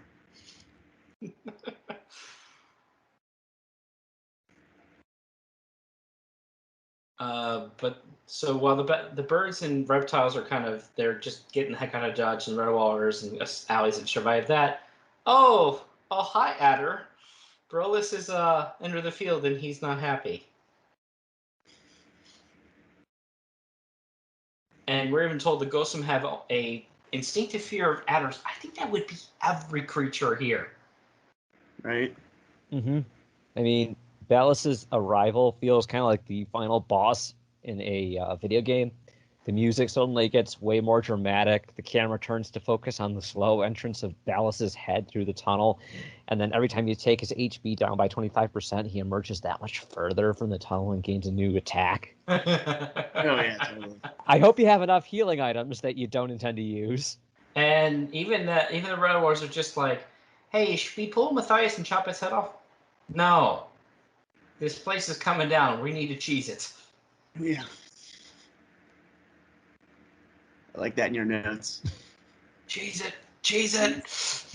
Red Rollers are basically running for the exit too. And they get outside like, how can we close this cave forever? Well, you see that big old tree halfway up? If we knock that down onto the top of it, it should collapse it. Okay. And we get Zarin and Bozy like, okay, we'll chop this together. And actually, finally, the first time in a long time, the Sword of Martin has a logical limit. It can be meteoritic steel and never need to be sharpened and all these other magical properties. But the person wielding it still is dependent on their own muscles and strength, and that can wear down. Mm-hmm. And no matter how much, all these media loves to show supernaturally sharp swords that can cut through an entire log with one swing. No, that's not happening. That would be a property of a lightsaber, not this. No. I'm sure there's some crossover fan fiction somewhere. Yeah, I'm sure there's somebody somewhere that has turned Martin the Warrior into a Jedi. Oh, sure. Because. I mean, if we're talking Martin here, given his propensity for violence and anger, he'd be a freaking Sith. So, That being said, what I was trying to say is that the Sword of Martin still has limits. It's not going to break. It's not going to lose its sharp edge. But if you're using it to cut down a tree, it's going to take a lot of swings. I like how when they're going off to do this, it's Spingo and I forget the mole's name. They're like, we want to come. They're like, no. They're like, come on. They're like, okay. Frub. It's such a silly name. Yeah. Yeah. Mhm. So yeah, they start chopping down the tree, and they And I have tell to point out how amazing that Frub is, because not only does he manage to be like, "Hey, you're doing this wrong," and calculate exactly how to make the tree fall where it needs to go, but also manages to take into account everything that's like shifted underground, and quickly at that. It's like I've always respected moles, but now that's turned to admiration because this is amazing. Is this the first time we see like real mole engineering in real time? I mean, we did get a little bit of that in the original with them opening up the secret passage to Martin's tomb, but that's Oh, yeah. about it. Yeah, I like this.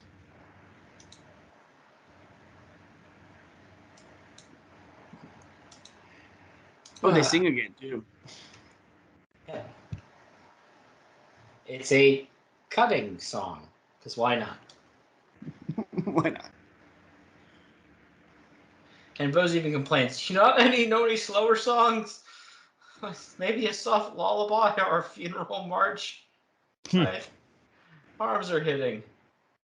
And Spingo, he was just like, what? Are you worried about an overgrown twig like that? And she even baits him like, are you going to be beaten by an otter lady? Yeah. I would. What we're told is that Boise immediately goes into his task like a creature possessed. He's like, "Rawr." But I have to. If Katie were here, I'm sure she would turn and say, a better thing would be both of them stop and glare at him, glare at Spingo. Like, dude. Mm-hmm. So of course they get the tree down, and what do you know? It seals the cave. Hey, any remaining vermin in there? Timber. Tree goes down the hole. Yes, it does. Tree basically knocks the cave ceiling down, killing any remaining birds, reptiles, amphibians, etc. And Baliss dies in a cave-in. This feels like the end of Matameo, but 10 times more violent. Oh yeah. Yeah. And not nearly as many religious rat cults. So that's kind of disappointing. And there's that line here that says he was more revolting in death. I'm like, I'm not sure about that. Yeah. If anything, that's going to be a mercy for him at this point. I know, right? Because we're told right before he dies, Burles is like, he's been struck by the tunnel. Badly burnt, the man snake freed himself, retreating from the inferno. Giant reptile, coiled like a corkscrew. It thrust out, heedless with happening, and that massive slab of rock that had been trapping Spingo earlier. Squish. Yikes. Yep. Including the eyeless Doomwyte statue. Gets knocked into the boiling pool. And outside, the Rattler was like, huh. A veritable river of steaming mud and stone. Shot across the stream into the woodland, demolishing trees in its path. We're told shortly here by something like, "Oh well, that sucks. This whole area is going to be super fertile in a few seasons from all that extra stuff that came out." Maybe, and it is by the end of the book. But in the short term, all of that extra gooey, nice gooey stuff that just came out is going to have a big old death zone of everywhere it touches. Much as I hope the stream it's pouring in does not go by Redwall, because if you've just added a massive amount of sulfur to your water supply, that could be a bad time. Mm-hmm. Well, they're arguably adding dead bodies to their water supply already. Point. You do know the Redwallers draw their water from both a well and the pond itself, but that doesn't mean underground water couldn't seep into that. Yeah.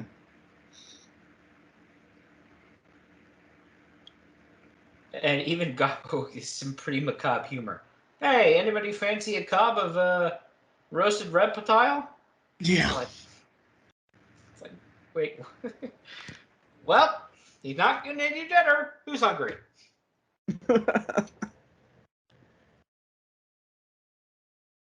Like, no, I don't think you want to be eating the snake that literally had pus sweeping from its wounds not terribly long ago. Yeah. Flavoring. Yeah. So, okay, who wants to go back to Redwall? Feast, feast, feast.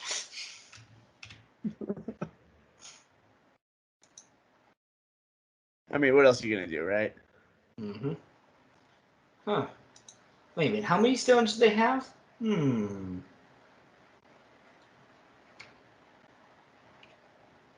literally, how many stones do they have at this point? Oh, 3. 3. Yeah. I wonder where the fourth one might be. No idea. Not like we've seen any clues that it could be, immediately accessible in some way or form. Nope, nothing at all. No, of Nope. course not. And so, yeah, they go back to the feast, and Skipper Wargris is sitting next to Zarin, and as Jeremy would put it, I can see what's happening, and they don't have a clue. Ooh. We're told Skipper's been fascinated by the Blackwater from the moment he set eyes upon her. Oh, I like it. Ain't it cute? Mm-hmm. Well, she's also very impressive. Yeah. Yeah, she's a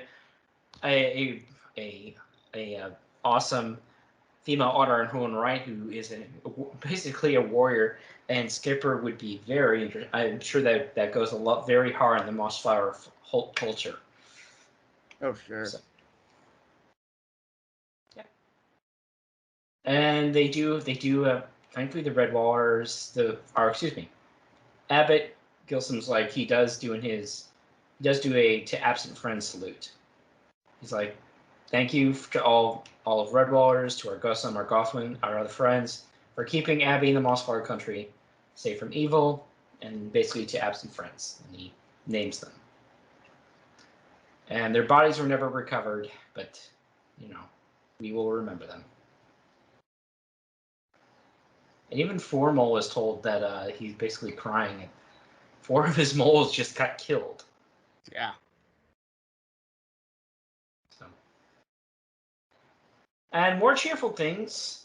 We have 3 of the 4 eyes. Anybody know where the 4th one is? Do we have any more riddles to solve? And he's like, there's no more clues to the final end. And Zwingo's just like, hey, I don't know. We know where the 4th one is. The last red stone.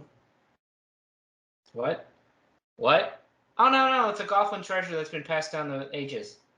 Wait, what? Yeah, the Gothland tribe had it the whole time. I mean, that totally fits in character, though. I mean, Goth would hide it, give one to his descendants. Exactly. Yeah, I mean... I think you guys are forgetting. It was stated early on the reason that the Gonfalon were kicked out of Redwall all those years ago was for stealing a precious Redwall treasure, i.e. stone. So one of the other ruby. Yeah. Yeah. So we have the 4. And I'm not going to soapbox this hard about this time, but Abbott's just like, well, we got all 4. Hey, Formal, you want to bury these in what's left of the hillside in honor of our fallen friends? Okay. That's very Pearls of Lutra. Yes. Mm-hmm. And where Pearls of Lutra made some sense, where it was a test for Abbott Tansy of what to do with the pearls, even if I disagreed at the time, the kind of what became of this. This one even has even less reason to say, yeah, we're just going to throw them away. I mean, the Gothland tribe, if they choose not to live at Redwall, by all rights and purposes, it's not like the Doomwytes are going to come looking for them now. They're there. That is literally under every inheritance law on the books, their property. Oh yeah, there's this very arbitrary chain of custody in this book. So there's that. Or, like I said in Pearls of Lutra all those times ago, it's like if you're worried about having these stones in hand is going to attract vermin attention for raiders. Like I said in Pearls, send them to Salamandastron. We've established that these 2 center powers trade gifts and try to have good relations, so if one needs help, the other can come calling. Send it to whoever Badger Lord or ladies in resonance. If nothing else, they can secure it a heck of a lot better than you can. Mm-hmm. But no, I mean, no. I made a similar note just pointing out it's like, as usual, jumps don't stay at Redwall or go to Salmonestron. They get buried. Because if you just bury them, it's not like another vermin party is not going to hear the legend and come looking for them. Right. If the least if they're gone with the Goblin tribe, they're with the people who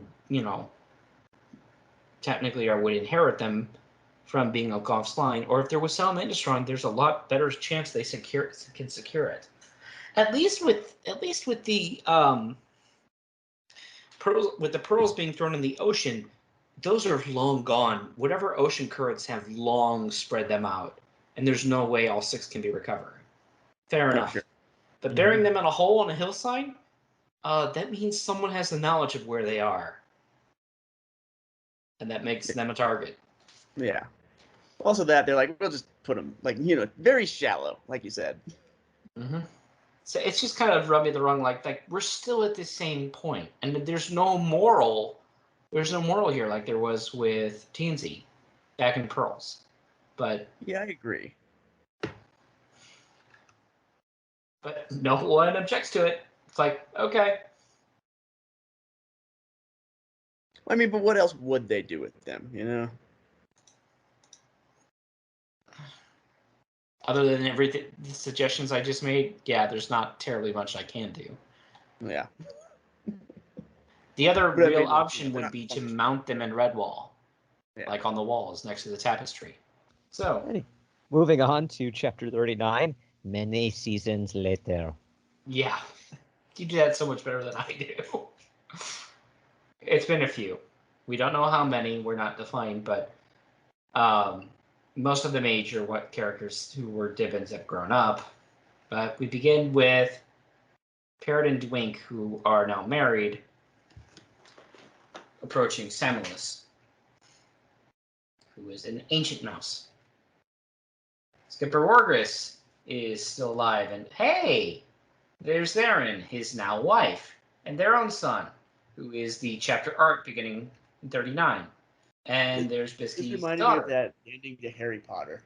Yeah, thank you. Yeah, this is like the epilogue to Harry Potter, in effect. Yeah. Because Alku's still around.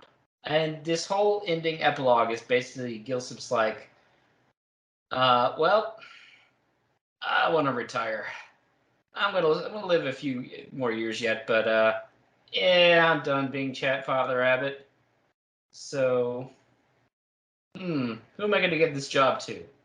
And he basically just like, oh well, hey, who's been a consistently good leader and a mature adult in this point? Hey, Parrot, you want to rule the Abbey? Okay. It's a little bit more poetic than that, but that's basically it. And I'm sick. The only thing I can object to in this epilogue, besides because it's overly cute and I have nothing up, it's just like, and it's not even a new objection. It's like someone who's not even part of the order, because that hasn't really been a regular thing for a while, can just be appointed Abbot or Abbess. Okay. Also, I think this is the first time we've seen an Abbey leader get appointed who's married. Mm-hmm. Yeah. Yeah, most every other Abbey leader we've ever seen has been single. At least we presume so. We never found out, if Abbess Song took a consort, or Mira, for example. At least one who's outright married is appointed as Mother Abbess. Gilsum's like, all right, this job is yours. I'm done. I'm retired. Yep, just gonna set up a hammock and we're done. You don't really do anything else in your retirement? No. But we need teachers at the Abbey School. Fine. No, I'm making that whole bit up. He's just like, no, I'm going to teach at the Abbey School. And they're finally going to teach him to read. Humphrey, your lessons start as soon as we get back to the Abbey. You are learning to read. No! How many seasons has this been? Because we're told Sister Violet has been dead for 2 winters. Yeah. Yeah, they were supposed to start a while ago. So Humphrey's just like, oh man, I gotta read. Oh, fine. But we'll do it 3 days from now when we get back to the Abbey. And we'll also mention Logolog Garul and his Gossam. Left 3 seasons ago, but they're going to be back this winter. Okay, and yeah, that kind of is how the story ends. And our epilogue is, what do you know, is written by the recorder Humphrey Spickle. So I guess he finally went through school. So that's it. That's Doomwyte. That was the book we've been building up to for a very, very long time. So once again, did it live to the hype, or was it overblown, or somewhere in the middle? I think I overblew it in my own head. Let me put it that way. Fair enough. I think all the things you guys were expecting, I thought this was going to be a little more violent than it ended up being. And here's the thing. There's no, like, big war fight here. Yeah, the best we get is that skirmish. At least in this section, the skirmish between the crows, the birds, and the reptiles trying to cheese it, and the Redwallers. That's about it. We don't have any big painted ones to take down. But that being said, at least on the body horror elements, there were some pretty chilling parts of this book. Not just literally how it begins, and we're told that these birds cook their live food, but also the fact that they're more than willing to prey on their own soldiers, and the freaking adder, and everything that happened to him. Honestly, if I had to pick them, probably the most horrific death, Blood Apis. Mm-hmm. Yeah. At least in this section, we don't have anyone cooked to death. Right. Whole book, it would probably be, I don't know what's worse, would be cooked to death or that. The stung by bees. But either way, yeah. Is this art darker than most of the rest of the franchise? Yeah. I guess for me, it just lacks the scale, the grandiose scale of, say, The Long Patrol. Or It's the not as original book. If that makes sense. Yeah. All in all, it's a nice change of pace that, for the most part, the villains aren't even concerned with the Abbey.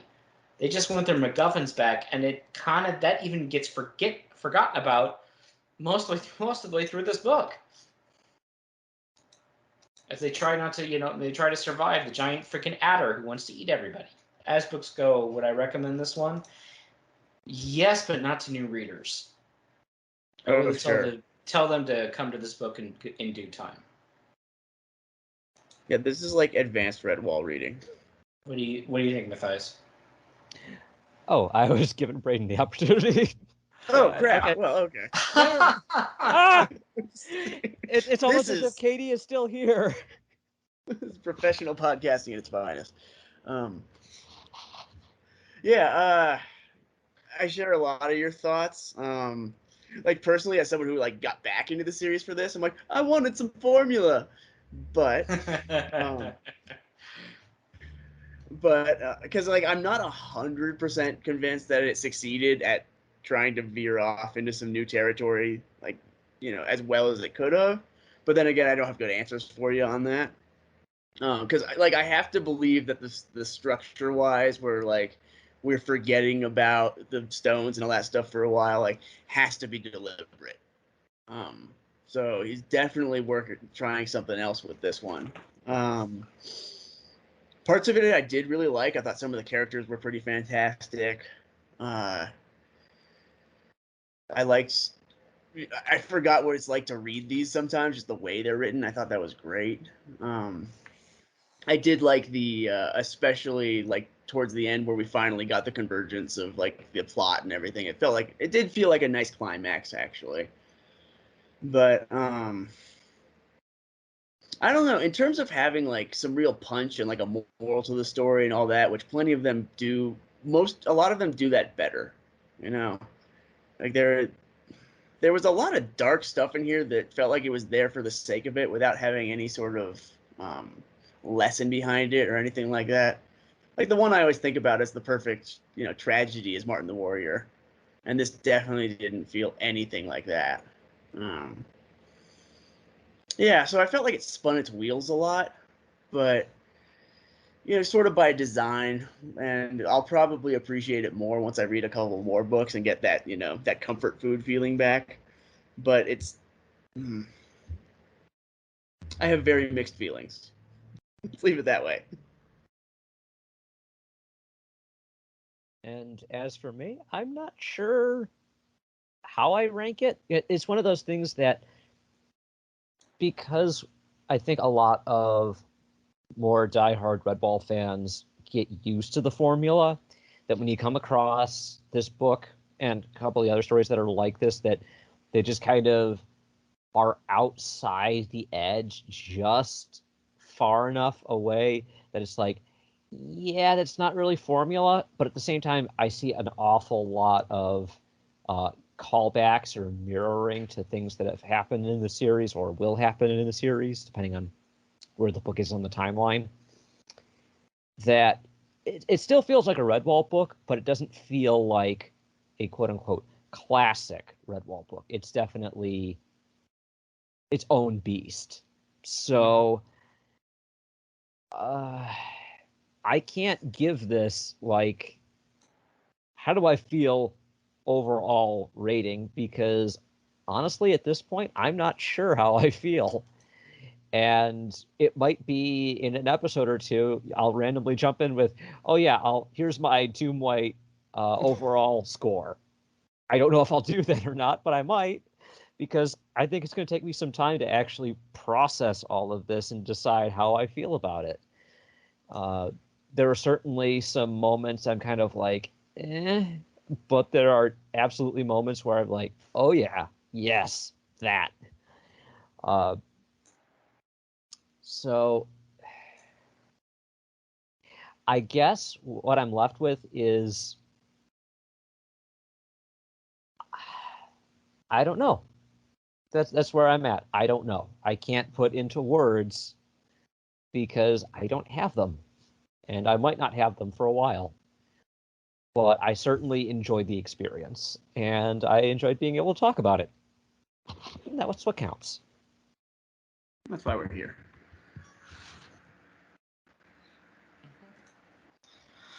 So that being said, all things considered, this was a decent entry. It's a long time getting here, to be certain, but it works. So, thank you. Yes, I have not forgotten reviews. I just got to chat for one of these guys. I actually was proactive and pulled this up before I even started the Skype call. Whoa! I know, right? We have one additional numeric review. We're at 23 5-star ratings. Woo! But we do not have any more text reviews, so I can't read it on air and pray and thank someone on air. So if you would like your name to be read on air as helping us, I would love to do it. You just should give us a give us a review rating on iTunes, Apple Podcast Store, because Google Podcast does not have that ability. At least But that being said, we are available on our primary site is recorderonthewall.com. Our Twitter is at ROTWPOD. Our primary contact email is rotwpod@gmail.com. We are mostly active on the Redwall forums and Argulelia. Reddit's Argulelia. When I remember to post there. There's I forgot Doomwyte too. I'm going to do it with this episode. And we're also on Spotify. I'm trying to remember if there's anything else. Did I forget anything else, guys? You're asking me? Yep. Oh, my memory is terrible for... That's why I don't give these outros. I can never remember all the pieces. I would have to script it. You would think I would know at this point. I don't. We're professional! We're not professional. What are you talking about? Professionals get paid. Yeah. Instead of having to pay for everything, Right. which I do. So, as I started this episode out, next time we will be doing Katie's trivia episode. Woo-hoo-hoo. And I won't be the referee and scorekeeper and mess something up that these guys still haven't forgotten. No, Katie's doing that. Then after that, we'll be doing the other Redwall picture book. Then Castaways. Is it the Voyage of Slaves? Yes. Until next time, Pete. I'm your Pop Avid Pete. And I'm Matthias, the only one that is not an Abbott's report or inventorying in the infirmary. Okay. I'm here! And I'm Braden, and let me just say, this meant a lot to me. Thanks a lot, guys. Anytime, man. Yeah, Yeah. no problem. We'll see you next time, folks.